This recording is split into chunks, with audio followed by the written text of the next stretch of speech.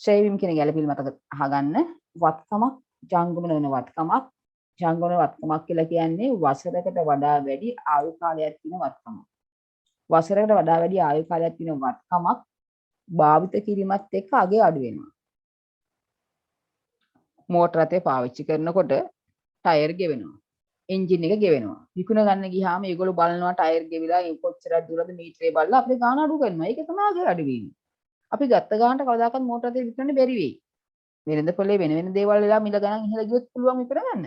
එහෙම නැත්නම් ගත්ත ගානට දෙන්න බෑ. ඒගොල්ලෝ හැම වෙලෙම ගාන අඩු කරන්න දේවල් හොයනවා. ටයර් ගෙවිලාද කියලා බලනවා. එන්ජින් එක කොච්චර දුරද මීටරේ කොච්චර දුරද කියලා බලනවා. ඒව තමයි අගය අඩු වෙන කාරණා. එතකොට වත්කමක් භාවිතයත් සමග සිදුවන අගය අඩුවීම අපි කියන ෂය කියලා. මම දැන් මේ ෂය ගැලපෙල මුලින්ම කියලා දෙන්නේ. අගය අඩුවීම මම කියන ෂය කියලා. එතකොට මේක ෂය වෙනවා කියලා කියන්නේ අගය අඩුවීමක්, වැහැරීමක් තමයි ෂය කියලා කියන්නේ. ෂය වෙන්න බලපාන හේතු දෙකක් තියෙනවා. එක්ක භෞතික හේතුවක්. භෞතික හේතුව කියන්නේ ඇහැට පේන හේතුවක්. මොකක්ද ඇහැට පේන්නේ? එක්ක දි รา පත් වෙලා. මල බැඳිලා. හරිද? දි รา පත් වීම, මල බැඳීම වගේ දේවල් වුණොත් මේ ඇහැට පේන අගය අඩු වෙනවා කියන එක වාහනේ මලකඩ කාලා නම් තට්ටු කළාම දි รา පත් වෙලා කියලා බෝල් හොඳක් ඇහෙනවා නම් අපි දන්නවා භෞතික අපිට ඇහැට පේනවා මිනිස්සු වාහනයක් ගන්න වටේ ඇවිදලා යට සිංගල බලලා ඔක්කොම කරලා දි รา පත් වීම ඔක්කොම හොයාගෙන තමයි අගය අඩු කරන්නේ. අන්න භෞතික සාධක මත අගය අඩු වීම සිද්ධ වෙන්න පුළුවන්. අපිට ඇහැට පේන දි รา පත් වීම, මල බැඳීම වගේ කාරණා මත අගය අඩු වීම අපි කියන භෞතික සාධක.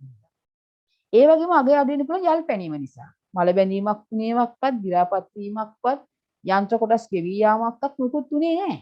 හැබැයි අගය අඩු වුණා. අගය අඩු වෙන හේතු උනේ යල් පැනීම. යල් පැනීම කියන්නේ තාක්ෂණය නිසා සිදුවන යල් පැනීම. මාසයකට කලින් ගත්ත ජංගම දුරකථනයේ ඒ ගත්ත ගානට තව මාසෙකින් විකුණන්න බෑ. තාම අරන් මාසයයි. ඒ නිසා වෙන භාවිතත් එක්ක වෙන කිසිම දෙයක් ගෙවී යාමක් සිද්ධ වෙලා නැහැ තාම මාසයයි. හැබැයි විකුණ ගන්න බෑ. ඇයි? තාක්ෂණයත් එක්ක යල් පැනලා. මාසයකට කලින් පෙර තාක්ෂණයනේ. එතකොට දැන් මාසයකට පස්සේ ඒ ගාන දෙනු ඉද්දා හොඳ තාක්ෂණයෙන් ඉහළ මට්ටමක දෙයක් ගැනීම හැකියාව තියෙන නිසා අර උපකරණය යල් පනිනවා. මීට මාසයකට දෙකකට තුනකට කලින් ගත්ත කම්පියුටරේ ඒ ගානට ඊට පස්සේ දෙන්න බෑ. තාක්ෂණය මත යල් පැනලා. ඒකේ අගය අඩු වෙන හේතුනේ කෙලින්ම යල් පැනීම. එහෙනම් වත්කමක් ෂේ වෙන්න බලපාන හේතු දෙකයි. ඒ තමයි භෞතික සාධක. එහෙම නැත්නම් යල් පැනීම. භෞතික සාධකනේ ඇහැට පේන සාධකයක්. ඇහැට පේන්නේ මලකඩ කාලා නම්, දි รา පත් වෙලා නම්, යන්ත්‍ර කොටස් ගෙවි ගිහින් නම් අපිට ඇහැට පේනවා. එතකොට මේක භෞතික සාධකයක්. අනික් කාරණාව ගෙවි යාමක්වත්, මල බැඳීමක්වත්, දි รา පත් වීමක්වත් නෙමෙයි. යල් පැනීම. ඔන්නේ කරුණු මත කොහොම හරි කියලා වත්කමේ අගය අඩු වෙන්න පුළුවන්. වත්කමක අගය අඩු වෙනවා කියන්නේ ඒක අපිට පාඩුවක්. වත්කමේ අගය අඩු වෙන ලාභය වෙන කාර්ය සඳහා ඒ වත්කම භාවිත කරපු නිසා. එහෙනම් අපි ලාභයේ නිවැරදි ගණනය කරන්න නම් ඒ අගය අඩු වීමත් මේකට ගැළපිය යුතුයි. එහෙනම් අපි වර්ෂයක් අවසානයේ හැම ජංගමන වත්කමක්ම ෂය වුණා කියලා හිතලා ඒ ෂය වෙච්ච ප්‍රමාණය අපි ගණනය කළා ලාභයට ගණනය කරන වියදමක් විදිහට නැත්නම් අපිට අපේ නිවැරදි ලාභය ගණනය කරන්න බෑ. මෝටර රථය පාවිච්චි කළා අපි අපේ ව්‍යාපාර කටයුතු සඳහා. මෝටර රථේ ටයර් ගෙවි ගියා. දුවනකොට එන්ජින් එක මේ මීටරේ වැඩ කරනවා. මීටරේ එන්ජින් එක ගෙවි යනවා. එතකොට අපි කවදාද මේක විකුණන්න ගියට පස්සේ අපේ එන්ජින් එකේ දුර තියෙන මීටරේ දුර තියෙන ප්‍රමාණය බලනවා. ඒ අනුව එන්ජින් එක ගෙවි යාම මේගොල්ලෝ තීරණය කරනවා. අපි නොහිතුවට අපි මෝටර එක පාවිච්චි කරලා පස්සේ අපිට මේ ලාභ හොයන කාර්ය ව්‍යාපාර කටයුත්ත වෙන්නේ යම් පැත්තකින් මෝටර එකේ අගය අඩුවීමක් වෙලා තියෙනවා.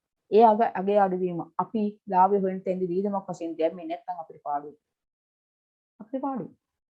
ඒ නිසා අපි අනිවාර්යයෙන්ම තනිපුද්ගල ව්‍යාපාරයක් නම් ප්‍රශ්නයක් නැහැ. හවුල් ව්‍යාපාරෝ සමාගම වල නම් අරව දැක්කේ නැත්නම් ලාභයේ මිනිසුන් අතර ලාභයයි හැබැයි වැරදි ලාභය බෙදිලෙයි මේ වගේ දේවල් වත්කම් අගේ අඩු වෙලා ගිහිල්ලා දන්නේම නැහැ. ඒක නිසා හැම අවුරුද්දකම කරන්නේ මොකද්ද? මේ වත්කම් ෂය කළා අගේ අඩුවීම ගන්නය කරනවා. ඒතර වත්කමක් ෂය කරනකොට ඒ වෙනුවෙන් බලපාන ෂය ප්‍රමාණය තීරණය කරන බලපාන සාධක තුනයි. ඒ තමයි වත්කමේ පිරිවැය. පළවෙනි කරුණ තමයි වත්කමේ පිරිවැය.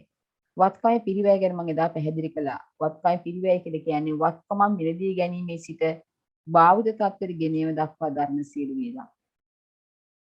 වත්කමක් මිලදී ගැනීමේ සිට භාවිත තත්ත්වයට ගෙනීම දක්වා දරන සියලු වියදම් තමයි වත්කමේ පිරිවැය කියන්නේ. මම එදා පැහැදිලි කළානේ. අපි යන්ත්‍රයක් රුපියල් 75000කට ගත්තා. චීනයෙන් පිය කොටන මැෂින් එකක් අපි 60000කට ගත්තා කියලා හිතන්න. වී කොටන මැෂින් එක ගත්තේ 60000යි. මේක තමයි ගැනුම් මිල. කවදාකවත් යන්ත්‍රයේ පිරිවැය වෙන්නේ මෙයා නෙමෙයි. යන්ත්‍රය 60000ට ගත්තට තාම පාවිච්චි කරන්න බෑ. යන්ත්‍රයේ තියෙන තාම චීනයේ. පිරිවැය කියන්නේ වත්කම් මිලදී ගැනීමේ සිට භාවිත තත්ත්වයට ගෙනීම දක්වා දරන සියලු වියදම්. වත්කම් මිලදී ගැනීම විතර නෙමෙයි. පාවිච්චි කරන මට්ටමේ ගෙනීම දක්වා දරන සියලු වියදම්. අන්න ඒ දක්වා මිලදී ගැනීමේ සිට භාවිත දක්වා යන සියලු වියදම් ගන්නවා. නම් මේක විතර නෙමෙයි පිරිවැය කියන්නේ. මේක නැව්ගත කරනවා. නැව්ගත කරලා තීරු ගාස්තු වල තව 10000ක් ගියා. දැන් මේ වියදමත් මේකට එකතු කළ යුතුයි. අයි තාමත් වෙනට පාවිච්චි කරන්න බෑ. දැන් නැවින් එනවා. වරායට ආවා. වරායට ආවට පස්සේ වරායේ තිනවා මේක දාන තැන් ගුදමක් කියලා එකක් ගුදම. ඒක අපි කියන්නේ ගුදම. වරායේ. ඒ ගුදමට දානවා අපි බේර ගන්නකම්. අපි පරක් වෙන්න වරායේ මේ උපකරණ අරන් යන්න දිනකට දෛනික ගුදමට ගුදම් ගාස්තු එකතු වෙනවා. අපි ඒ ගාස්තු ගෙවලා තමයි මේක යන්ත්‍රය නිදහස් කරලා ගත යුත්තේ. ඔන්න මං වරායෙන් බේර ගන්න තවත් 10000ක් ගෙව්වා. දැන් යන්ත්‍රෙ ගිහින් තියෙන වියදම 80000යි. තවමත් පාවිච්චි කරන්න බෑ. තවමත් යන්ත්‍ර තියෙන වරායේ. මං ගත්ත වී කොටන මැෂින් එකක්. තාම වී කොටන්න බෑ. වී කොටනවා නම් මං යන්න ඕනේ වරායට වී ටික අරගෙන. ඒ මැෂින් එකේ තියෙන වරායෙන් භාවිත අතර ගෙනීම දක්වා දරන සීල වේදනා. හරි. රුපියල් 5000ක ප්‍රවාහන විදුමක් දාලා මැෂින් එක ගෙනාවා කර්මාන්ත ශාලාවට. දැන් ඔක්කොම 85000යි. තවමත් පාවිච්චි කරන්න බෑ. මැෂින් එක ගෙනාවම ගමන් පාවිච්චි කරන්න බෑ. මැෂින් එක ගෙනලා හයි කරන්න ඕනේ. හයි කරන්නත් තව යනවා 5000. අන්න දැන් පාවිච්චි කරන්න පුළුවන්. අත්හදා වැඩිමක් හරි මොනවා හරි දෙයක් නැත්නම් වෙන පුතා විදමක් නැත්නම් එදා ඉතින් දම යන්ත්‍රේ පාවිච්චි කරන්න හැකියාවක් තියෙනවා. අන්න භාවිත අතර ගෙනෙන දක් එතන 60000 නෙමෙයි යන්ත්‍රේ පිරිවැය වෙන්නේ. ඒ දක්වා ගිය සියලු වියදම්. ඒක තමයි යන්ත්‍රේ පිරිවැය. මගේ නිර්වචන දෙන්න ඇති. දුන්නා නේද? දුන්නද කියලා දුන්නා විතරද? වත්කමේ පිරිවැය කියන්නේ දුන්නා. දෙවෙනි සාධකේ රතුපෑන් ලියාගමු. දෙවෙනි සාධකේ වත්කමේ ප්‍රයෝජනවත් ජීව කාලය. මම දැන් කියලා දෙන්න තින්නේ ඒක. වත්කමේ ප්‍රයෝජනවත් ජීව කාලය.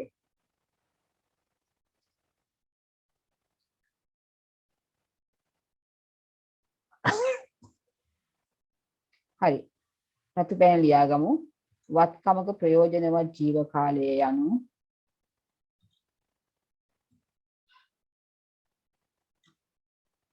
වත්කමක ප්‍රයෝජනවත් ජීව කාලය යනු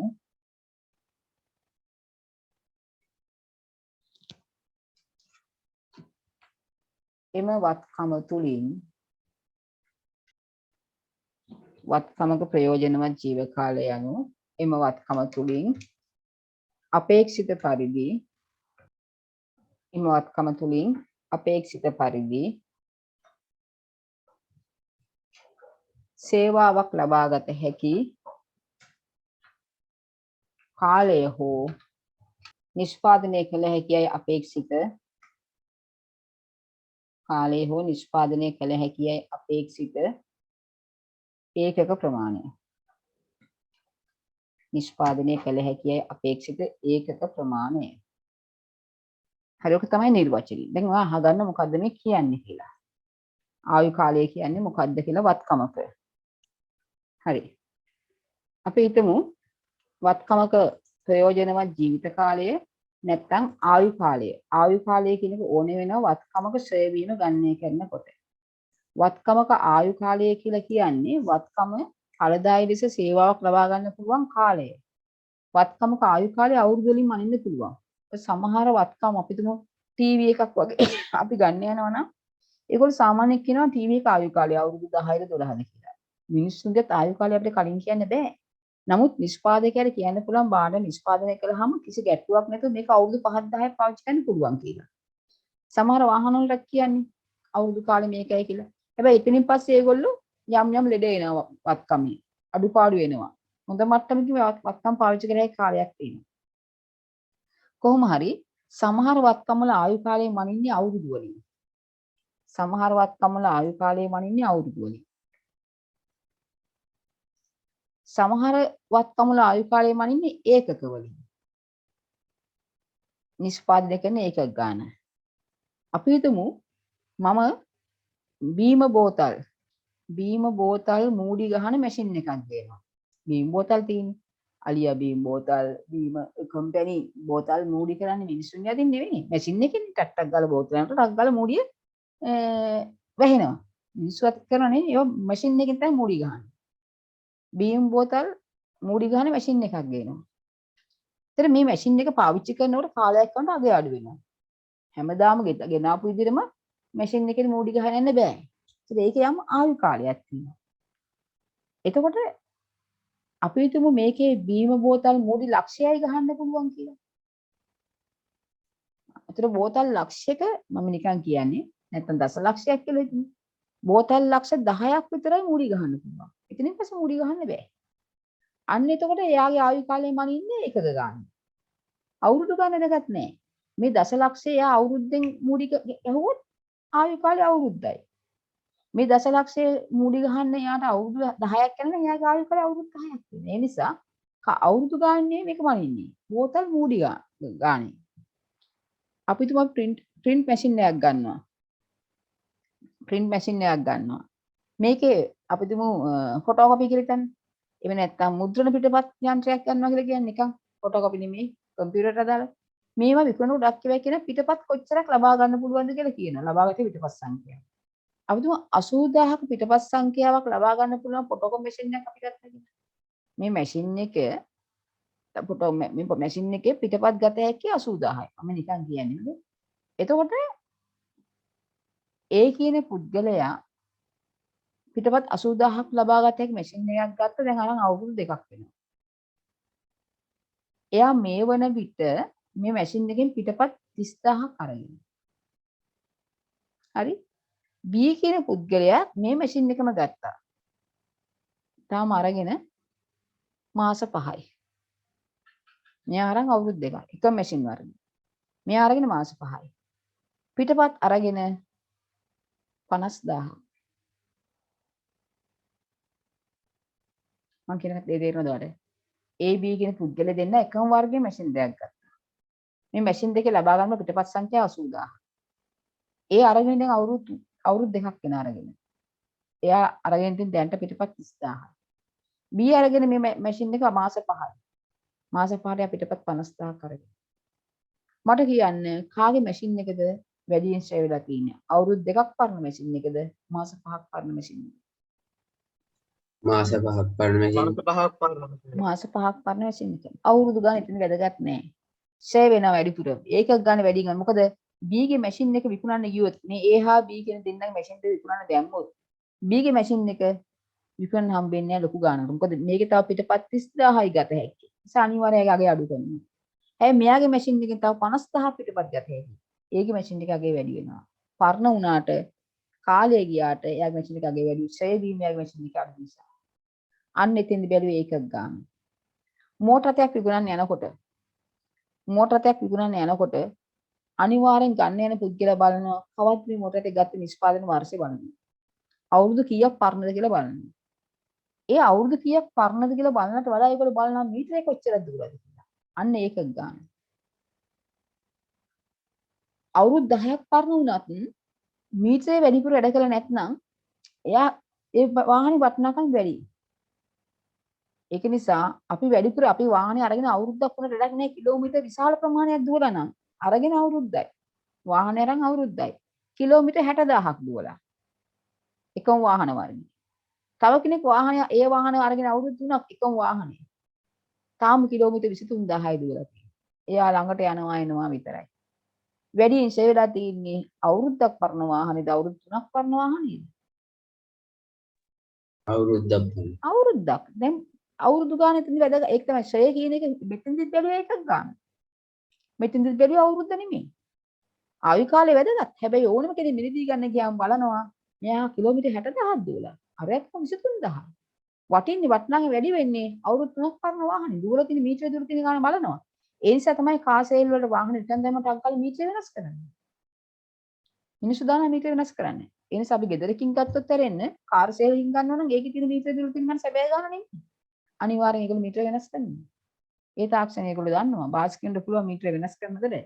වෙනස් කර මීටරයක් හඳුනා ගන්නත් බාස්කින්ට හැකියාව තියෙනවා. ගෙදරක විකුණන මෝටර රථයක් ගන්නවා වගේ නෙමෙයි කාසෙල්ලෙන් ගන්න ගියා. මොකද එයා දන්නවා මේ මීටරේ ගාන මත විකුණුම් වටිනාකම තීරණය වෙනවා. 1 කිලෝමීටර 10,000ක් දිව්වා කියලා කියන්නේ වාහනේ වටිනාකම ලක්ෂයෙන් විතර අගේ අඩු වෙනවා. සාමාන්‍යයෙන්. 1 කිලෝමීටර 10,000ක් විතර දුවනකොට වාහනේ අගේ ලක්ෂයෙන් විතර අගේ අඩු වෙනවා. දල වශයෙන් එක. ඒතර ඒක නිසා ඒක තමයි ෂය වීම. එහෙනම් සමහරක් දේවල් වල ෂය බලන්නේ ආයු කාලය බලන අවුරුදු වලින්. සමහරක් වත්කම් වල ආයු කාලය බලන්නේ ඒකක වලින්. දැන් මෝටර රථයක් නම් මේ දෙකම වගේ බලනවා. ආයු කාලය අවුරුදු ගණන් බලනවා. වැඩිපුරම බලන්නේ ඒකක් ගන්න. ඒක මත තමයි තීරණය කරන්නේ එන්ජින් එක ගෙවී යාම කොපමණද කියලා. මොකද එන්ජින් එක වැදගත් වෙන්නේ එතන. එන්ජින් එක ගෙවී යාම තීරණය කරන්නේ මීටරේ දුර තියෙන ප්‍රමාණය මත. හරිනේ? රයිට්. ඒක තමයි ආයු කාලය කියලා කියන්නේ. ඒකට වෙන මුත් විස්තරයක් අවශ්‍ය නැහැ. ෂෙයා කරනකොට ආයු කාලය ඕනේ වෙනවා. ගැටලු කියලා දෙද්දී ඔබට තේරෙයි. ඊළඟ කාරණා තමයි තුන්වෙනි එක සුම්බුන් අගය. මම ලියන්නම්. ඊළඟ තුන්වෙනි කර්මයේ ෂෙයා කියන දැනගන්න ඕන කාරණානේ කිව්වේ. තුන්වෙනි කර්ම තමයි සුන්බුන් අගය. සුන්බුන්.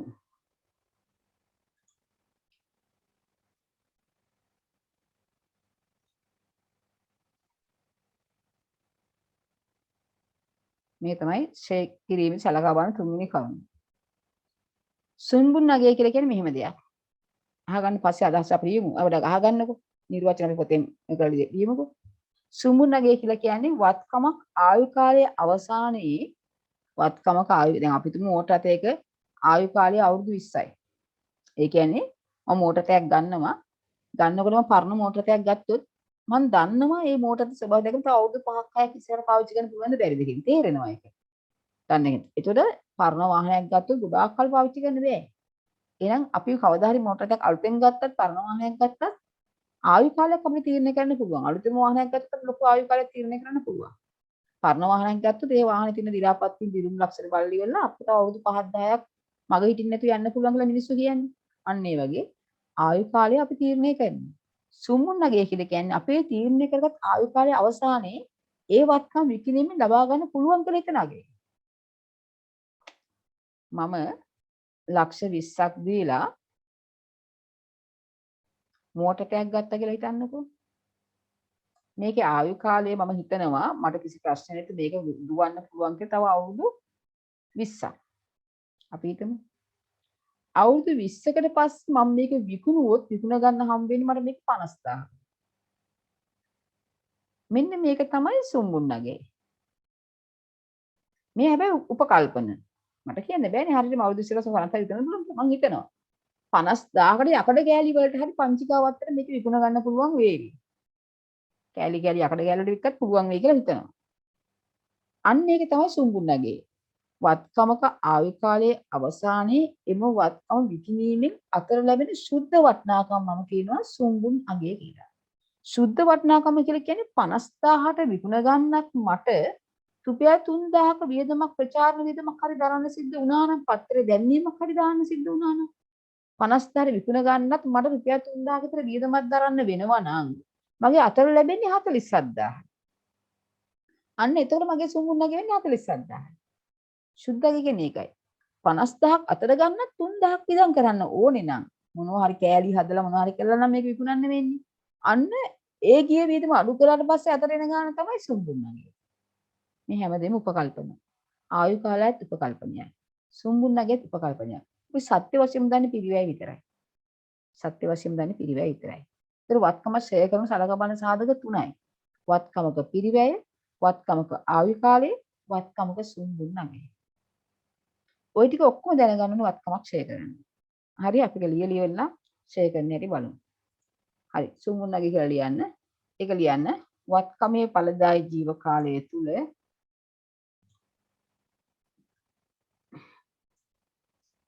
වත්කමේ ඵලදායී ජීව කාලය තුල වත්කමේ ඵලදායී ජීව කාලයේ අවසානයේ තුල නෙමෙයි වත්කමේ ඵලදායී ජීව කාලයේ අවසානයේදී එම වත්කම් විකිණීමෙන් ලබාගත හැකියයි. වත්කමේ ඵලදායී ජීව කාලයේ අවසානයේදී එම වත්කම් විකිණීමෙන් ලබාගත හැකියයි අපේක්ෂා කරන සුද්ධ වටිනාකම සුම්බුන් නගය වේ.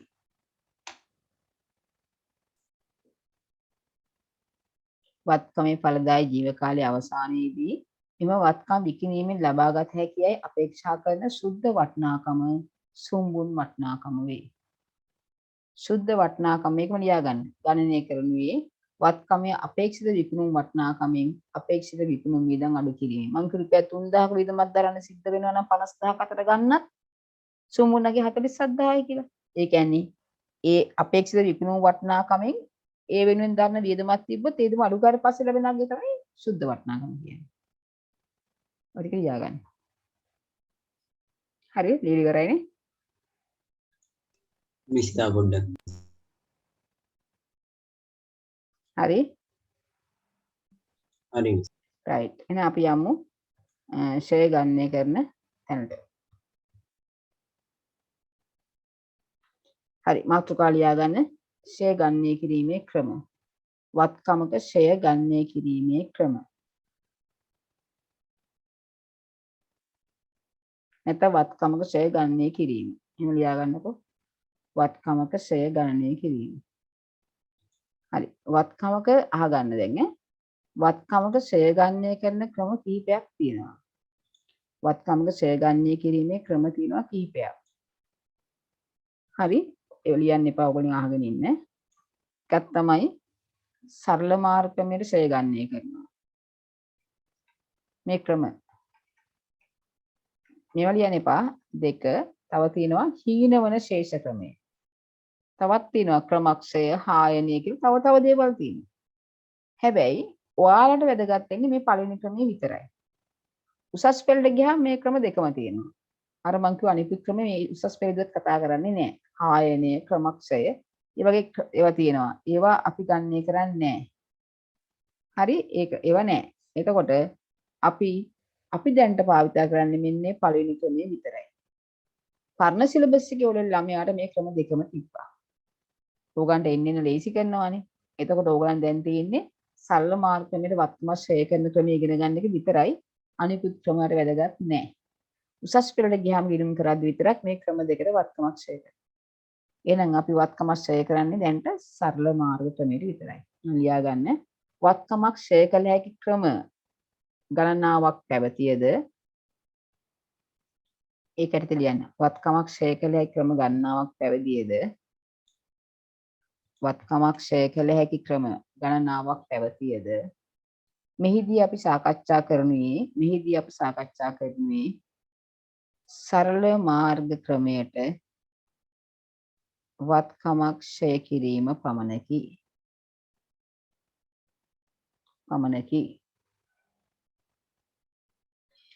සරල මාර්ග ක්‍රමයට වත්කමක් ෂෙයා කිරීම යනු නිර්වචනය. වත්කමක ෂෙයා කළ හැකි අගය පොතේ තියෙන එකම මම ලියන්නේ. වත්කමක ෂෙයා කළ හැකි අගය එහි ඵලදායි ජීව කාලය. ඵලදායි ජීව කාලය කියන්නේ එයාගේ ආයු කාලය. ජීව කාලය පුරා වාර්ෂිකව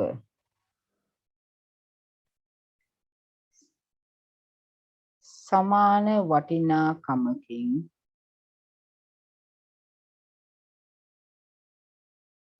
කපා හැරීම වේ.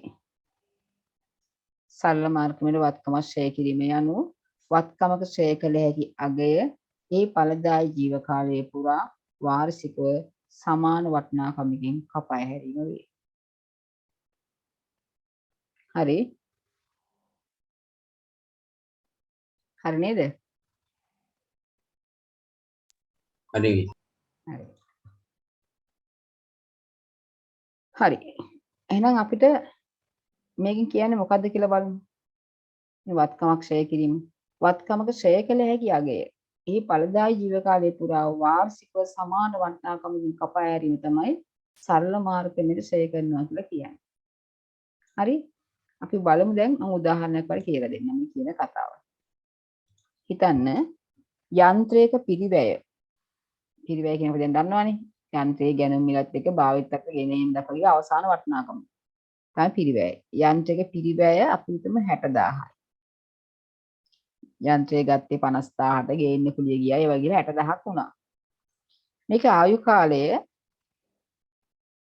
ඒ කියන්නේ මේ යන්ත්‍රය පාවිච්චි කරන්න පුළුවන් උපකල්පනය කරලා තිනවා ආයු කාලය අවුරුදු 10ක්.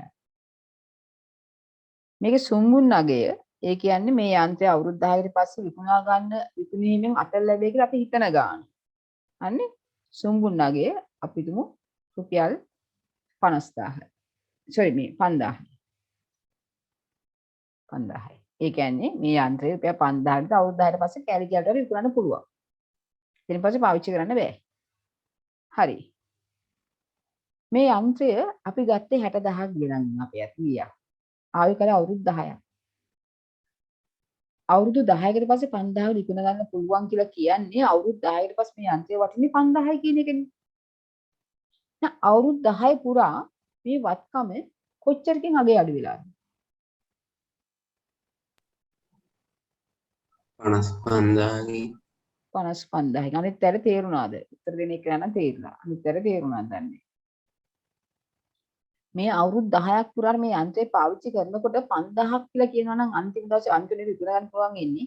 ඇත්තට මේ යන්ත්‍රය අගේ 55000කින් අගේ අඩු වෙලානේ. ඒකනේ අන්තිම දවසේ අවුරුදු 10ට පස්සේ මේක වටින්නේ 5000යි කියලා කියන්නේ ඒකනේ. මේක තමයි ෂය කළ හැකි අගේ. මේ වත්කමෙන් මෙන්න මේක ෂය කරන්න පුළුවන්. අවුරුදු 10ක් පුරාවට 55000කින් අගේ අඩු වුණා නම් එක අවුරුද්දකට කොච්චරක් අගේ අඩු වෙලා ඇද්ද? 5500 5500. කවුද උත්තර දෙන එක නම කියන්න ඕන? සවිඳු. සමිඳු. ඔව්. සමිඳු. අනිත් අය තේරෙනවද දන්නේ නැහැ. සමිඳු නම් තේරිලා. අනිත් අය කතා කරන්නේ නැහැ. තේරුණාද කියන්නකො අනිත් අයට? ඔව් මිස්. හරි තේරුණානේ? රයිට්. ඒතර අවුරුදු 10ක් පුරාවට 55000කින් අගේ අඩු වුණා නම් එක අවුරුද්දක අගේ අඩු වෙන්නේ 5500යි. 5500ව 10ක් ප්‍රමාණිකූලව අඩු වෙ ගිහින් තමයි මේක 55 අගේ අඩු මේක 5000ක් දක්වා වටින්නේ. අන්තිම 5000කට වටින්නේ. ඒතර මේ සමානව මේක තමයි සරල මාර්ග ක්‍රමය. එක සමාන ගාණකින් තමයි අගේ අඩු වෙන උපකල්පනය කරන්නේ. පළවෙනි අවුරුද්දේ 5500ක් අගේ අඩු වෙනවා. දෙවෙනි අවුරුද්දෙත් 5500ක් අගේ අඩු වෙනවා. ඔහොම අවුරුදු 10ක් යනකොට 55000න් අගේ අඩු වෙලා 5000යි වටිනවා. තම ආයු කාලය පුරාවට මම නිර්වචනය දුන්නානේ. ෂේ කළ හැකි අගේ ආයු කාලය පුරාවට සමාන වටිනාකමකින් අගේ අඩුනොත් තමයි මෙතන වත්කමක ෂේ කළ හැකි අගේ ඒ ඵලදා ජීව කාලය පුරා වාර්ෂිකව සමාන වටිනාකමකින් කපා හැරීම තමයි සරල මාර්ග වෙන ෂේ කිරීම කියලා කියන්නේ. ෂේ කළ හැකි අගේ උනේ 55000යි. ඵලදා ජීව කාලය උනේ අවුරුදු 10යි. අවුරුදු 10 පුරාවට සමාන වටිනාකම් කපා හැරියා. එහෙනම් අපිට ෂේ ගන්න කරලා මෙන්න මේ විදිහට. ෂේ ගන්න ගැන සූත්‍රයක් තියෙනවා. මේ වත්කමක ෂේ අපිට ගන්න කරන්න පුළුවන් සරල මාර්ග ක්‍රමයට මෙන්න මේ විදිහට.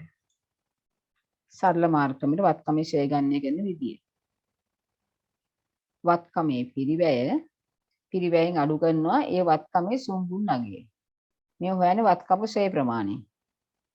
අඩු කළා ඒක බෙදනවා ආයු කාලයෙන්. වත්කමේ ආයු කාලයෙන් බෙදනවා. බෙදීම වත්කමක ඵලදායි ජීව කාලය නැත්නම් ප්‍රයෝජනවත් ජීවිත කාලය නැත්නම් ආයු කාලය. අපි ඒකනේ කලේ වත්කමේ පිරිබෑවුනේ 60000යි. හඳුන් උදාහරණය. සුමුන් නගේ උනේ 5000යි. අඩු කළා. එතන 55000යිනේ. ආයේ 55000 බෙදුවා අවුරුදු 10යි. ඒතකොට තමයි අවුරුද්දට ශ්‍රේණි ප්‍රමාණය 5500 කියලා ආවේ. හරිනේ අපි දැන් කළේ ඒක තමයි. ඒක දැන් සූත්‍රෙ කොට නැගුවා. එහෙනම් ඕන වත්කම සරල මාර්ගමකට ශ්‍රේ වෙනවා නම් ඒ වර්ෂයේ ශ්‍රේණි ප්‍රමාණය ගන්න එක යන පුළුවන් වත්කමේ පිරිබෑ දන්නවා නම් වත්කමේ සුමුන් නගේ දන්නවා නම් ආයු කාලය දන්නවා නම් ඒක අපි කරුණු තුන කියලා දුන්නේ. වත්කමේ පිරිබෑයෙන් සුමුන් නගේ අඩු කරාට පස්සේ ශ්‍රේ කළ හැකි අගේ එනවා. ශ්‍රේ වෙන ප්‍රමාණය එනවා. ඒක ආයු කාලය පුරාට බෙදුවාම සමානව ෂේ කරන් යන්න පුළුවන්. ආයු කාලය අවුරුදු 10ක් නම් ඒක 10න් බෙදුවාම අවුරුද්දට ෂේ වෙන ප්‍රමාණය හොයාගන්න පුළුවන්. එන ඕක තමයි ෂේ ගන්න කිරීමේ සූත්‍රය.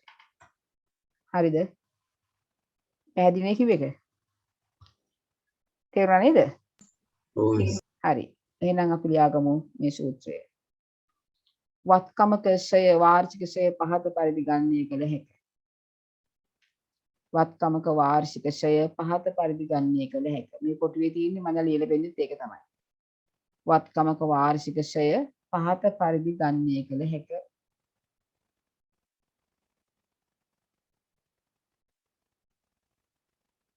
වාර්ෂික ෂය ප්‍රමාණය සමානයි පිරිවැය අඩු කිරීම සුමුන්නගේ බෙදීම ප්‍රයෝජනවත් ජීව කාලය කියලා කොටු කරගන්න.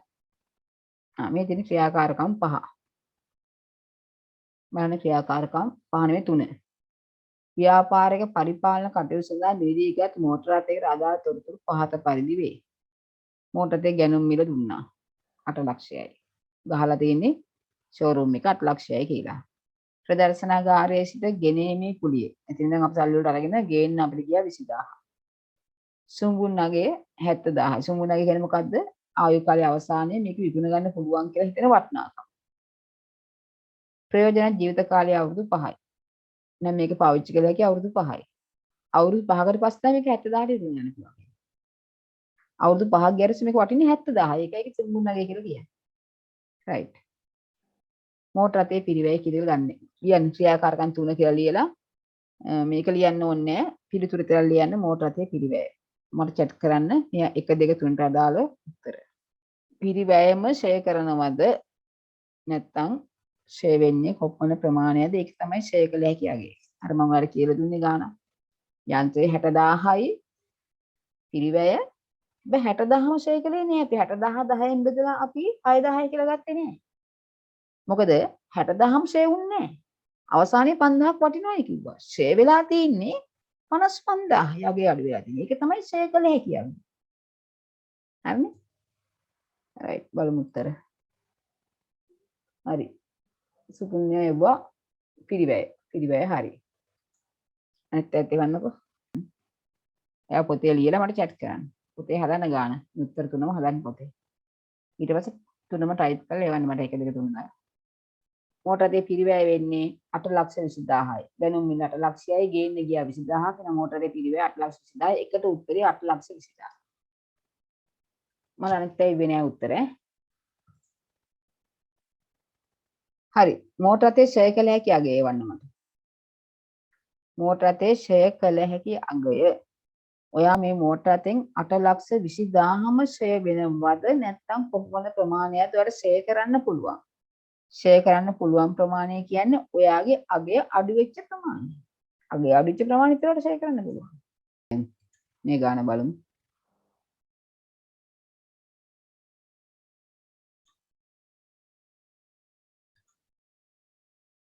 මේකනේ ගාන බලමු. දැන් අහගන්න. නොතේරුණ අය ඉන්න නිසා අපි පොඩ්ඩක් ගාන බලමු. මොකද හරියට තේරුම් ගත්තේ නැති නිසා තේරෙන්නේ නැහැ. right. මුත්‍රා හදනවා මම. මෝටර රථයේ පිරිවැය. භාවිත තත්ත්වයට මිලදී ගැනීම සිට භාවිත තත්ත්වයට ගෙනීම දක්වා දරන සියලු වියදම්. මේක මිලදී ගත්තේ ලක්ෂ 8යි ප්‍රදර්ශනාගාරයේ සිට ගේන්න ඕනේ පාවිච්චි කරන්න. ඔක්කොම එනම් පිරිවැය වෙන්නේ 8,20,000යි. 8,20,000ක් මේ මෝටර රථයේ වටිනවා. 2. ෂය කළ හැකි අගය. 8,20,000ක් වටිනා මෝටර රථය 8,20,000ම ෂය වුණේ නැහැ. ඇයි? සුමුන්නගේ 70000යි කියලා කිව්වා.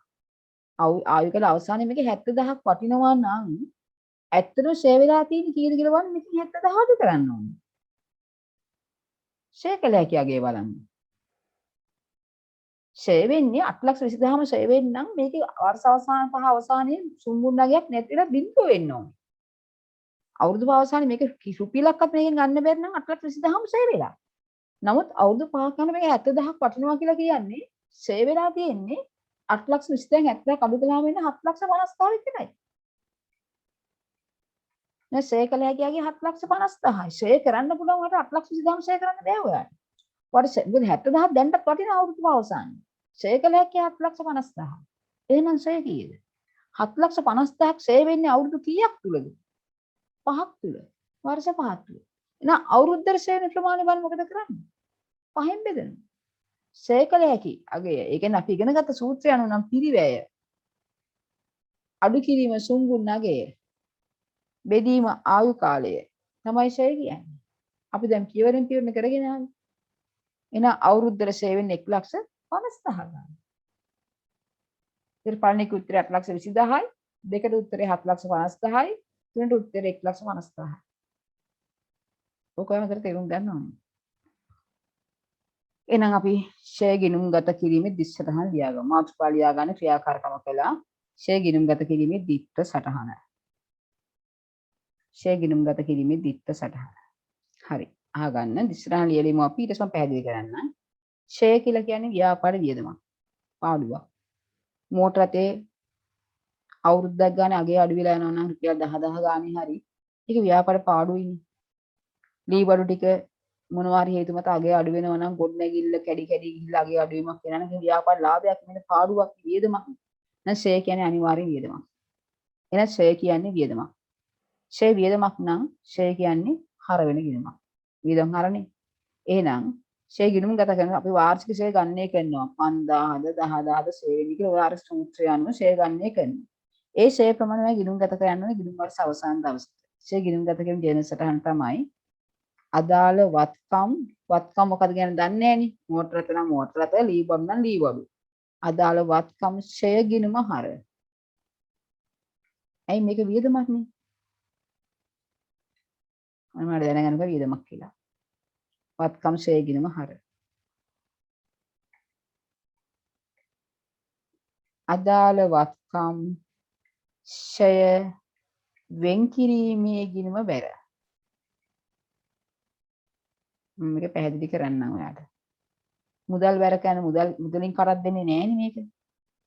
ෂේ කියන එක කාටවත් මුදලින් දෙන එක වියදමක් නෙමෙයි. ලයිට් බිල් නම් මුදලින් ගෙවනවා. ෂේ කියන්නේ අපිට වෙන පාඩුවක්. ඒක අපි කාටවත් සල්ලි වලින් දෙන්නේ නෑ. අපි ඒක වෙන් කරලා තියාගන්න. ඒ නමින් ෂේ වෙන් කිරීම කියලා ගිණුමක් ගහලා. හරියට තැම්පතුවක් වගේ.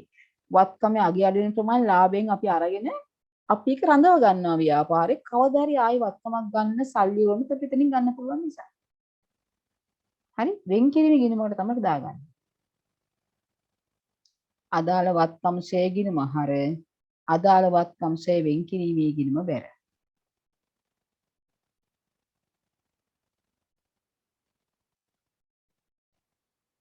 හරි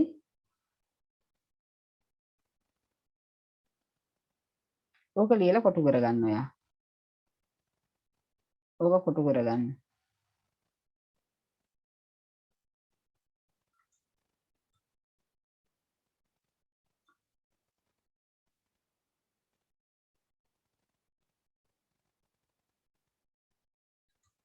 හරි. දැන් අපි පොඩි උදාහරණයක් කතා කරමු. මේ ලියන්න ඉවරයිනේ.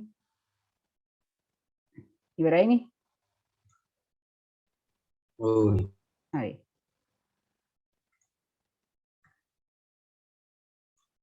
දැන් හිතන්න මම 60000ක යන්ත්‍රයක් ගත්තා. හරිද? මම පොඩි උදාහරණයක් කරන්නේ. 60000ක යන්ත්‍රයක් ගත්තා. මම මේක ගිණුම්ගත කරනවා. යන්ත්‍රයක් ගත්තා මුදල් බැර කළා. යන්ත්‍ර කියලා ගිණුමකට මම මේක හර කරනවා. 60000ක යන්ත්‍රයක් ගත්තම ඒකනේ කරන්නේ. මම නිකන් වල පොඩි පියවරෙන් පියවර පොඩි කරුණක් මේ කියලා දෙන්නේ. හරි? 60000කට යන්ත්‍රයක් ගත්තොත් මම යන්ත්‍ර ගිණුම හර කරනවා 60000ක්. මෙතන මුදල් කියලා මුදල් ගිණුම බැර කරනවා 60000ක් යන්ත්‍ර කියලා. ඒක දන්නවා. මේ යන්ත්‍රය දැන් වාර්ෂිකව අපි ෂේ කරන් යනවා. ෂේ කරනකොට තොරතුරක් දෙනවා මේ යන්ත්‍රයේ පිරිවැය 60000යි ආයු කාලය අවුරුදු 5යි සුම්බුන්නගේ 10000යි කියලා.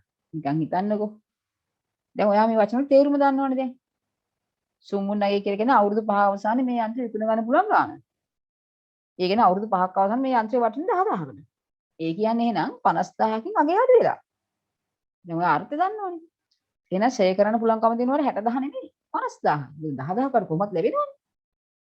මේ 50000 ෂේ වෙන්නේ අවුරුදු 5ක් ඇතුළත. නෝ ඔයා දන්නවා වාර්ෂික ෂේ වෙන්නේ කීය ගානද කියලා. නෝ අවුරුද්දකට 10000 ගානේ ෂේ කරන් යන්න ඕනේ. දැන් පැහැදිලිද මම කරපු දේ?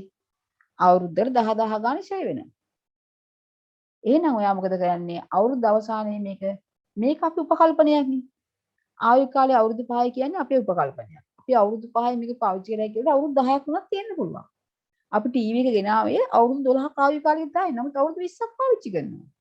අපි මෝටර දෙක ගෙනාවේ අවුරුදු 10ක 10 පාවිච්චි කරනකොට තමයි. නමුත් අවුරුදු 25ක් දැන් පාවිච්චි කරලා වෙන්න පුළුවන්. අපි බයිසිකලේ ගත්තේ අවුරුදු 10යි මේක පාවිච්චි කරන්න කියලා. නමුත් දැන් අවුරුදු 20ක් වෙන්න පුළුවන්. මග නොහිටිය යනවා. එතකොට ආයු කාලය කියන අපේ උපකල්පනයක්. හරිද? එතකොට මේ සුන්ගුන්නගෙත් අපේ උපකල්පනයක්. අපි 10,000ට ඉගෙන ගන්න පුළුවන් කියලා ඉතින් සත පහකටත් ඉගෙන ගන්න බැරි වෙන්න පුළුවන්. නැත්නම් අපි හිතුවරට වැඩි ගන්න ඉගෙන ගන්න පුළුවන්. ඒවා අපි උපකල්පන. නමුත් අපි දෙන තොරතුරු මතයි ෂෙයා ගන්න එක. එතකොට අවුරුද්දට ලාභය හොයනකොට ඔයා මතක තියාගන්න මේ යන්ත්‍රය පාවිච්චි කරන නිසා අගේ 10000කින් අවුරුද්දකින් අගේ අඩු වෙනවා. ඒ 10000 අගේ අඩු උනේ මේ යන්ත්‍රය ලාභය හොයන කාර්ය සඳහා පාවිච්චි කරපු හින්දා. පාවිච්චි නොකර හිටියනම් 10000කින් ෂය වෙන්නේ නෑ මේක. එහෙනම් මේ 10000ක වියදමක් දරන්නේ ලාභය හොයන කාර්ය සඳහා මේක භාවිත කරපු නිසා. කියන අපේ ව්‍යාපාර කටයුතු සඳහා භාවිත කරපු නිසා. එහෙනම් මේ 10000 අපිට පාඩුවක්. වියදමක්. එහෙනම් ඔයා මේකේ යන්ත්‍ර ෂය කියලා ඔයා ලාභලා ප්‍රකාශයේ පරිපාලන ගම් වලට දාගන්න ඕනේ. කොච්චරද? 10000. මේ අවුරුද්දේ වියදම යන්ත්‍රය වෙනුවෙන් ගියේ මේ අවුරුද්දේ වියදම 10000යි. යන්ත්‍රය ගත්තේ මේ අවුරුද්දේ වුණාට මේ යන්ත්‍රය ගත්තේ මේ අවුරුද්දේ. යන්ත්‍ර සඳහා ගිය වියදම 60000 ඔයාගේ පරිපාලන ගම් වලට දාන්න බෑ. 60000ක සල්ලි වලට ගෙව්වට. ඇයි? 60000ම දාන්න පුළුවන්කම තියෙන්නේ මේ යන්ත්‍රය විතරින් යන පාවිච්චි කරන්න බැරි නම්. මේ යන්ත්‍රය තව අවුරුදු 4ක් ඉදිරියට තියෙනවා. එතකොට මේ යන්ත්‍රයේ ගැනුම් වල සම්පූර්ණ වියදමක් කියලා පරිපාලන ගම් වලට දාන්න පුළුවන් කමක් නැහැ. මේක වත්කමක් අත්පත් කර ගැනීම. හැබැයි මේ යන්ත්‍රයේ වියදමක් විනිශ්චය කරන ප්‍රමාණය. මේ යන්ත්‍රය පාවිච්චි කිරීමත් එක්ක යන්ත්‍රයෙන් 10000ක් අගේ අඩු වෙනවා. අන්න ඒක පාඩුවක්. ඒක අවුරුදු 5 පුරාට මෙයා 10000 යන අගේ අඩු කරගෙන යනවා. එතකොට ඔයා මොකද කරන්නේ? යන්ත්‍ර 10000කින් ශ්‍රේ වෙනවා කියලා හොයාගෙන ඔයා ඒක ගිණුම් ගත කරන්න ඕනේ වර්ෂය අවසානයේ මෙන්න මේ විදිහට. ඔයා යන්ත්‍ර ශ්‍රේ කිරීමේ ගිණුමක් ගහන්න ඕනේ. මේ යන්ත්‍ර ශ්‍රේ ගිණුම.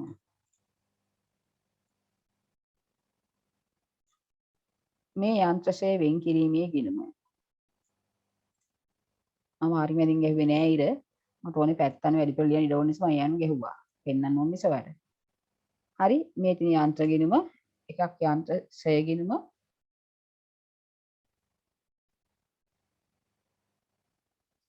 යන්ත්‍ර ශ්‍රේ වෙන් කිරීමේ ගිණුම.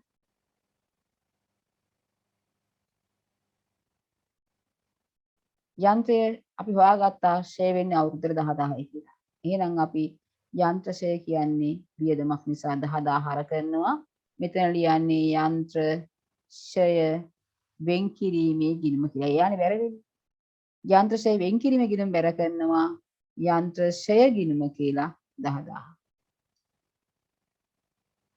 මේක වියදමක්.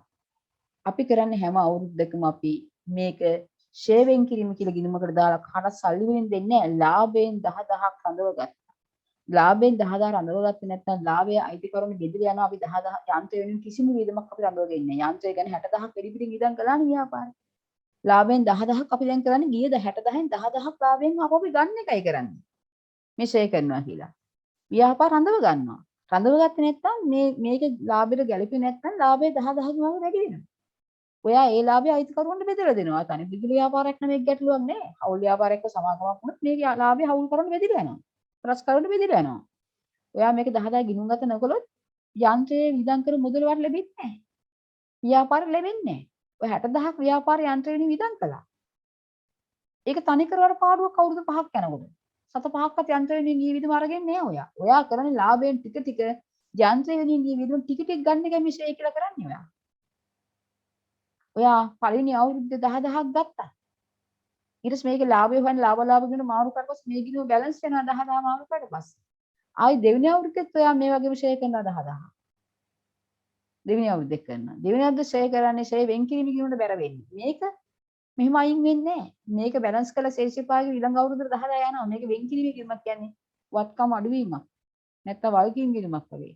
මේක ශේෂෙ මේක වියදමක් නෙමෙයි. මේක ශේෂයේ ඊගේ පාගයක දිගටම යනවා. එතන මේක බැලන්ස් කරන්නේ පළවෙනි අවුරුද්දේ 10000යි මෙතන 10000යි ශේෂයේ පාගය කියලා මේ 10000 පාරට යනවා. දෙවෙනි අවුරුද්දට එන්නේ ශේෂයේ ඊගේ කියලා. දෙවෙනි අවුරුද්දේ 10000ක් ෂය කළාම මෙතන එනවා යන්ත්‍ර ෂය ගිණුම කියලා ආයිත් 10000. අවුරුදු දෙකක් යනකොට යන්ත්‍රය වෙනුවෙන් 20000ක් එකතු වෙලා ෂය වෙන් කිරීමේ ගිණුම. ඔයගේ අවුරුදු 5ක් යනකොට යන්ත්‍රයෙන් කීයක් එකතු වෙයි? ලාභයෙන් හැම අවුරුද්දෙන් ලාභයෙන් 10 ගානේ යන්ත්‍ර වෙනුවෙන් එකතු කරගන්න මේ සේවින් කිරීමේ ඉන්නේ. එකතු කරලා තියාගන්න ව්‍යාපාරය ඇතුලේ. සල්ලි එළියට ගියේ නෑ දැන්. දෙවෙනි අවුරුද්දේ යන්ත්‍රය වෙනුවෙන් රුපියල් 20000ක් එකතු කරගෙන. තුන්වෙනි අවුරුද්දේ තව 10000ක් එනවා. 30000 වෙනවා.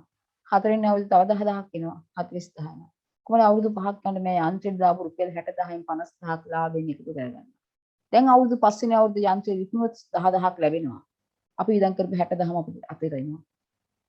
ඒකයි මේ ෂෙයා කරන්නේ. ඊදන් කරපු සල්ලි ටික ක්‍රමානුකූලව ටික ටික ජීව කාලය පුරා අරගන්න එක කරන්නේ. ටිකෙන් ටිකයි ගන්න. මුළු ගානම ගන්න බෑ. ලාභේ නිවැරදි ගන්න එක අපි එහෙමයි කරන්නේ. එතකොට මේ සේවෙන් කිරීමේ ගිණීමේ මේක එකතු වෙවි තියෙනවා ෂෙයා කරන ප්‍රමාණය. ඔයාලට තේරුණාද දන්නේ මේකට තේරෙන්න ඕනේ නැහැ ගානට යන්න. මම නිකන් වර කරලා පෙන්නුවේ. මේවා වයින් අහන්නේ නැහැ. මේවා උසස් පෙළ මට්ටමට යන්නේ. මේ ඔයාලට වෙන දේ අවබෝධ කරන්නේ මම මේක පැහැදිලි කළේ. හරිද? සේවෙන් කිරීමේ ගිණීම වෙන්නේ මේකයි කියන එක. කවදා හරි මේවා විකුණනවා නම් මේ ආයු කාලෙට කලින් මෝටර රථයක් හරි යන්ත්‍රයක් හරි ඔයාලට ඒකේ ලාභ පාඩු ගන්න එක නම් මේ ෂෙයා වැදගත් වෙනවා. මම අර උදාහරණයක් කියනවා. ඔයාලට තේරුණාද කියලා බලන්න මේක කියන්නේ. මේවා එච්චරම අවශ්‍යතාවයක් නැහැ. ගානට ලොකු ප්‍රශ්නයක් නෙමෙයි. තේරුණා නම් තේරුම් ගන්න. නැත්නම් ලොකුවට හිතන්නත් එපා අතහැරලා දාන්න. ගාන හදන්න අපේ ගැටලුවක් නෙමෙයි. ඔයාලා යම් මට්ටමක අවබෝධ කරගන්න පුළුවන් නම් මම මේ කියන දේ අවබෝධ කරගන්න. එච්චරයි මම කියන්නේ. අපි හිතමු පොඩි ගානකින් දෙන්න. නැත්නම් උත්තර වර්ධින්න පුළුවන් ලක්ෂ ගණන් වල දුන්නා මේක හදාගන්න බැහැ. හරි මෝටර රථයේ ගැනුම් මිල 2018 තමයි.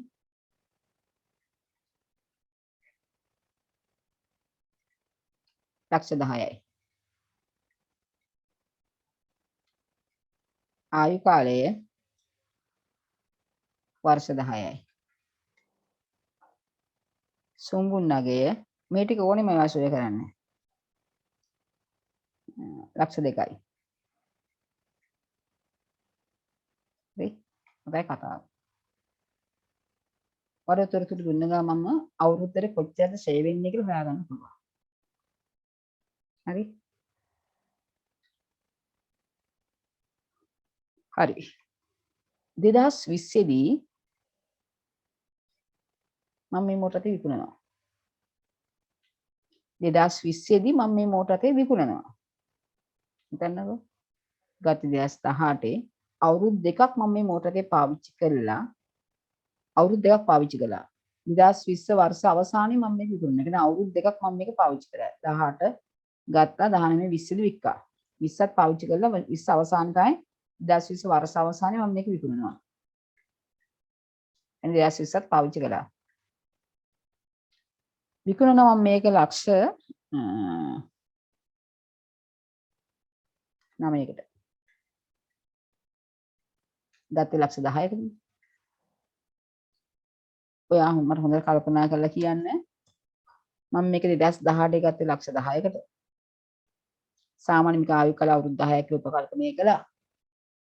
අවුරුදු 10කට පස්සේ මේක වටින්නේ ලක්ෂ 2කට කියලා උපකල්පනය කළා. ලක්ෂ 2කට ගන්න පුළුවන් කියලා. මම අවුරුදු දෙකක් මේ යත්‍ර රථය පාවිච්චි කරලා ලක්ෂ 9කට වික්කා. මෝටර රථය වික්කොත් මේ විකිණීම මේ ගනුදෙනුවම මට ලාභද පාඩුද? එහෙනම් කොච්චරද? කෙනෙක් මට පුළුවන් නම් හදලා දාන්න. මෝටර රථය විකිණීමෙන් ලාභද පාඩුද? ලාභ නම් ලාභයි මෙච්චරක් කියලා දාන්න. පාඩු නම් පාඩුයි මෙච්චරක් රුපියල් වලින් දාන්න. ඔයාලට තේරෙන ක්‍රමයකට ගන්න හදන්න බලන්න. වැරදුනට කවන්නේ වරදි.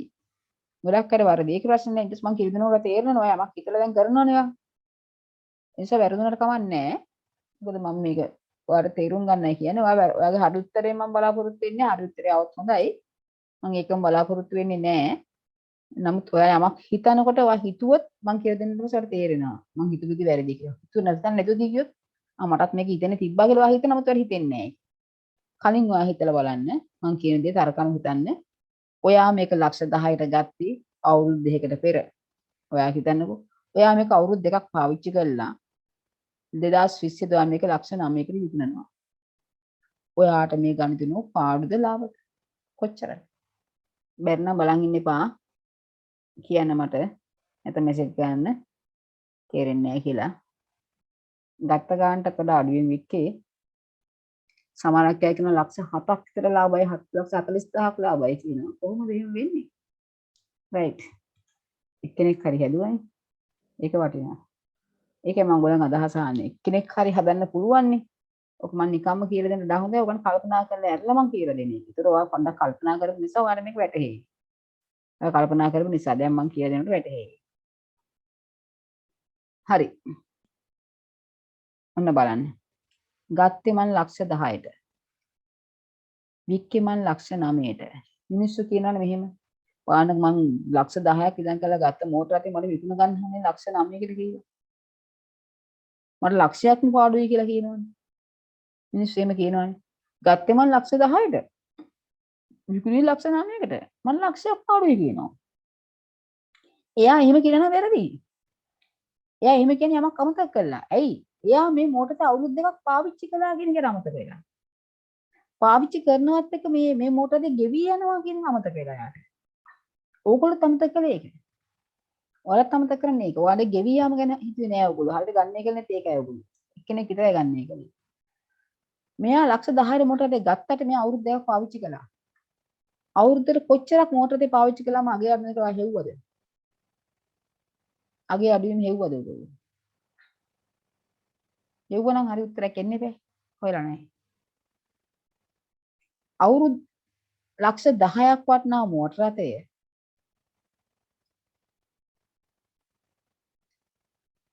අවුරුදු 10කට පස්සේ වටින්නේ ලක්ෂ 2 නම් ලක්ෂ 8කින් අගේ අඩු වෙලා. ඒ ලක්ෂ 8 අගේ අඩුනේ අවුරුදු 10ක් පුරාවට. එහෙනම් එක අවුරුද්දට අඩු වෙච්ච ප්‍රමාණය බලන්න ලක්ෂ 10න් බෙදන්න ඕනේ. ලක්ෂ 8 10න් බෙදන්න ඕනේ. ඒකනේ වෙන්න ඕනේ. ලක්ෂ 10ක් වටනා මෝටර රථය අවුරුදු 10කට පස්සේ වටින්නේ ලක්ෂ 2කට නම් අවුරුදු 10ක් පුරා ලක්ෂ 8කින් අගේ අඩු වෙලානේ. මේකට තේරෙනවනේ.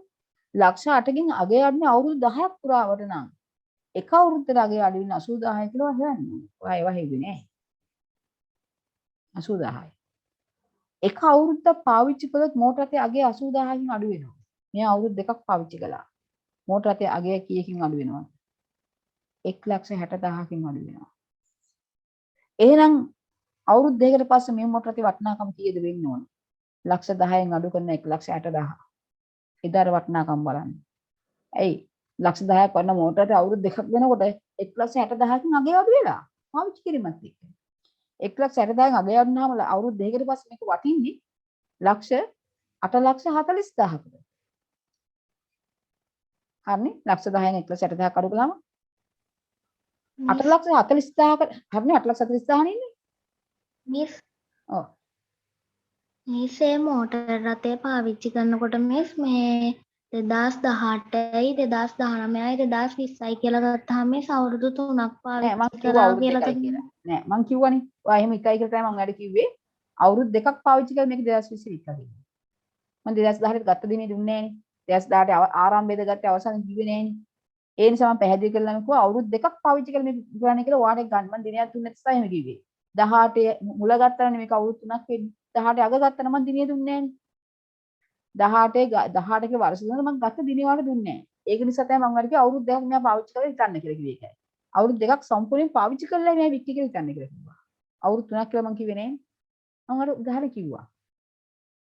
පැහැදිලි කරලා මම කිව්වා අවුරුදු දෙකයි පාවිච්චි කළේ. හරිද? එතකොට 18 අවසානයේ ගත්තා නම් 19 අවසානයේ හා 20 අවසානයේ. හරිනේ? නිසා මම අතන කිව්වේ නෑනේ 18 මුල ගත්තා කියලා. මම වර්ෂ අවසානයේ කියලා දැම්මේ මේක අවුරුදු 2යි කියලා හිතලා. ඒතර අරගෙන තින් 18 අවසන්. 2018 12:31 මේක ගත්තේ. 19 12:31ට අවුරුද්දයි 20 12:31ට අවුරුදු 2යි. 18 19 20 කියලා අවුරුදු 3ක් ගන්න මම දිනේ දුන්නේ නෑ. මම පැහැදිලි කරලාම කිව්වා අවුරුදු 2යි පාවිච්චි කළේ කියන එක ඔයාලට කිව්වා. ඔයාලට ආයෙ අවුරුදු 3ක් ගන්න බෑ. මම යාර පැහැදිලි කරලාම කිව්වා අවුරුදු 2යි පාවිච්චි කළේ කියලා. හරිනේ? මම දිනවක් වань දුන්නේ නැතුව ඔයාලට තවත් ගැටලු නිසා ඒ නිසා මම කිව්වම අවුරුදු 2යි කියලා කිව්ව දුන්නේ ඒකයි. උසස් පෙළ නම් අපි ගත්ත දිනෙත් දීලා දෙන්නේ. අවුරුදු දෙකම ගන්න දෙන්නේ අවුරුදු 2යි මාස ගණන් එහෙම එන්නේ. මම ඔයාලට එහෙම දුන්නේ නැහැ. එතකොට අවුරුදු දෙකක් පාවිච්චි කළා නම් මම ඒක වචනේම කිව්වා අවුරුදු 2යි කියලා. ඒතර 8,40,000 මෝටර රථේ වටින්නේ. 8,40,000ක් වටනා මෝටර රථේ තමයි 9 ලක්ෂෙක වික්කේ. විකුණන දවසට මෝටර රථේ වටින්නේ ගෙවිලා ගිහිල්ලා 8,40,000යි. 8,40,000ක් වටනා මෝටර රථේ ලක්ෂ 9 වික්ක කියන්නේ 60,000ක් ලාභයි. සුපුණ්‍ය විතරයි 60000ක් ලාභයි කියලා ඉන්නේ. 60000ක් ලාභ නෙමෙයි. එයා ගානට ෂෙයර් හොයලා ෂෙයර් 12න් වැඩි කළා. එයා 9,60,000ක් එයා පෙන්නුවා. මට පැහැදිලි නැති නිසා මං කිව්වා හරියට එවන ලාභය කියලා. එයා පෙන්නුවේ අවුරුද්දට මෙයා ෂෙයර් බලලා 9,60,000ක් එකතු වෙනවා. 9 ලක්ෂෙට මම වික්කේ කියලා. යමක් හරි එයා වෙන ක්‍රමයකට එයා බැලුවේ. නමුත් එයා පැහැදිලිව දැම්මට 60000ක් ලාභයි කියලා. 60000ක් ලාභයි කියලා දැම්ම එයා. හරි දැන් පැහැදිලිනේ? යමක් තේරෙන්නේ නැතිනේ මේකේ. එතකොට මේ වත්කමක් ෂෙයා කරනකොට වැදගත් වෙන්නේ වත්කම අතරමැදි විකුණන විකිණීමෙන් ලැබෙන ලාභ පාඩු ගන්න කරන ෂෙයා නේද? මට ඒක කියන්න වුණා. ලාභ පාඩු විකිණීමෙන් ලැබෙන ලාභයද පාඩුවද කියලා ගන්න එක යන ව්‍යාපාරට පුළුවන් ෂෙයා කරනකොට. ෂෙයා ගිණුම් ගත කරලා තිබ්බම ෂෙයා වෙන් කිරීමේ 1,60,000ක් තියෙනවා නම් එදාට අග්ගලෙක් වටන ගාන හොයාගන්න පුළුවන්. ධාරණගේ හොයාගන්න පුළුවන්. එදාට ධාරණගේ. හරි. අපි බලමු මේකේ තියෙන අභ්‍යාස මොනවද කියලා. ක්‍රියාකාරකම් 4. ව්‍යාපාරික නිෂ්පාදන කටයුතු සඳහා අත්පත් කරගත් යන්ත්‍රයක් පිළිබඳ තොරතුරු පහක් දැක්වේ. යන්ත්‍රයේ පිරිවැය, යන්ත්‍රයේ ෂෙයා කළ හැකි අගය සරල මාර්ග ක්‍රමය අනුව ෂෙයා කරන්නේ නම් යන්ත්‍රයේ වාර්ෂික ෂෙයා වටිනාකම ගණනය කරන්න. පළමු වර්ෂයේ ෂෙයා ගැලපීමට ප්‍රතිජීවනයේ සටහන් කරන ආකාරය පෙන්වන්න. එදගෙන පෙන්වන්න. හරි. ඉටි කරමු අපි. ඉස්ලාම් මට හොයන්න යන්ත්‍රයේ පිරිවැය. මොන ගැනුම් මිල තියෙනවා, ගෙනීමේ කුලිය තියෙනවා, ස්ථාපිත කිරීමේ පිරිවැය කියන්නේ සවි කිරීමේ පිරිවැය. ආයු කාලය දුන්නා, සුමුන්නගේ දුන්නා. මට යන්ත්‍රයේ පිරිවැය දෙන්නක් ගන්න. උත්තරේ දාන්න. පිරිවැය හරි. ෂෙයා කළා කියලා අයත් දාන්න. 4 දෙනෙක් කියුවා පිරිවැය. හරි.